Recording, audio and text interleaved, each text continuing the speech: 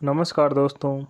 ये डिक्टेशन 80 शब्द प्रति मिनट का होगा, जो कि 400 शब्दों का रहेगा। 5 मिनट तक बोला जाएगा। 10 सेकंड बाद स्टार्ट किया जाएगा।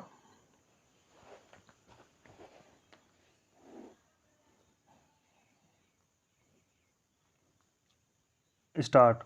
सभापति महोदय, जिस भावना से मैंने यह बिल पेश किया है उसके महत्व को सरकारी और विरोधी पक्ष दोनों ने एक मत से अनुभव किया है कि देश में बेकारी की समस्या एक भयंकर रूप धारण कर रही है और इसके कारण हमारे देश का विकास, चाहे वह सामाजिक हो, आर्थिक हो या सांस्कृतिक हो, रुका हुआ है। पिछले 55 वर्षों से इसी परिस्थिति का निर्माण होते हुए हम देख रहे हैं। मंत्री महोदय ने यहाँ पर अभी कहा कि राष्ट्रपति इस काम को नहीं कर सकते हैं क्योंकि यह उनके अधिकार के बाहर है।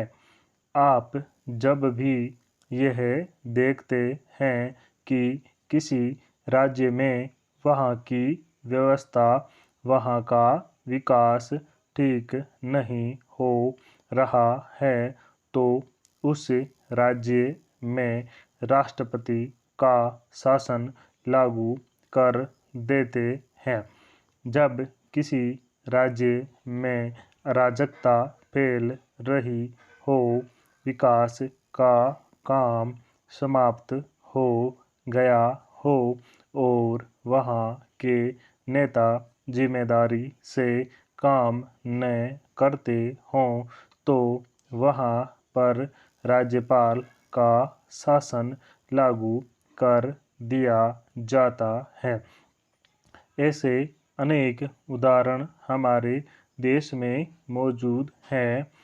इसी प्रकार हमारे राष्ट्रपति सबसे ऊंचे अधिकारी हैं और अगर देश में इस तरह की स्थिति काफ़ी समय तक चलती रही तो राष्ट्रपति को आपातकालीन स्थिति में इस देश की सुरक्षा के लिए, इस देश की प्रगति के लिए सारी जिम्मेदारी अपने हाथ में ले लेने का अधिकार है। हमारे भाइयों ने बहुत से उदाहरण दिए कि राज्यों में संयुक्त सरकारें नहीं चली, लेकिन उसके पीछे राजनीतिक मामले थे। अगर कोई राजनीतिक पार्टी जिम्मेदारी से काम नहीं करती तो संविधान में यह स्पष्ट है कि उस राज्य की सारी जिम्मेदारी राष्ट्रपति की है। मैं आपको एक उदाहरण देना चाहता हूँ। संविधान में आदिवासी हरिजनों की उन्नति के लिए प्रण किया गया था कि 10 वर्ष में उनकी सामाजिक और आर्थिक स्थिति को सुधार देंगे, लेकिन यह सरकार उसमें भी असफल रही। इस समय को 10 साल के लिए बढ़ाया जा चुका है, लेकिन फिर भी उनकी आर्थिक और सामाजिक उन्नति नहीं हो रही है। इसमें यह सरकार बिल्कुल असफल रही है। पिछले सत्र में इस विषय पर सरकार के विरुद्ध अविश्वास का प्रस्ताव भी आया था।